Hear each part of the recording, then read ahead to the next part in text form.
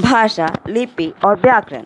भाषा हमारे मन में अनेक विचार या भाव उत्पन्न होते रहते हैं। कभी कभी हमारी यह इच्छा होती है कि हम अपने इन विचारों या भावों को दूसरे लोगों पर प्रकट करें।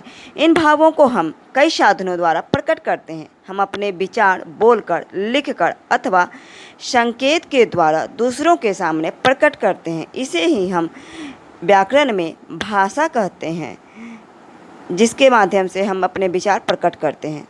इनकी परिभाषा इस प्रकार है: जिस साधन या माध्यम के द्वारा मनुष्य अपने मन के विचारों अथवा भावों को दूसरों के सामने प्रकट करता है और दूसरे के भावों या विचारों को समझता है, उसे भाषा कहते हैं।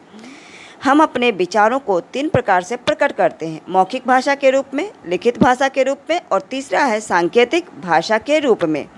तथा मौखिक भाषा, जब हम अपने विचारों को मुख से बोलकर प्रकट करते हैं तब उस भाषा को मौखिक भाषा कहते हैं।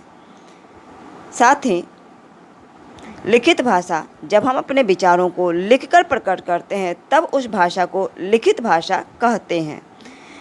सांकेतिक भाषा, जब हम अपने विचारों को इशारों अथवा संकेतों के द्वारा प्रकट करते हैं तब उस भाषा को सांकेतिक भाषा कहा जाता है।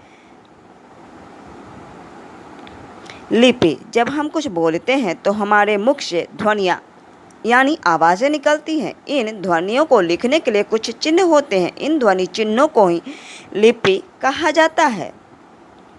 परिभाषा, भाषा को लिखने की विधि को लिपि कहते हैं। हिंदी और संस्कृत देवनागरी लिपि में, पंजाबी गुरुमुखी लिपि में और अंग्रेजी भाषा रोमन लिपि में लिखी जाती है। व्याकरण, बच्चों, जब आप किसी व्यक्ति को उल्टा सीधा बोलते सुनते हैं या लिखते देखते हैं तो आप हंस पड़ते हैं।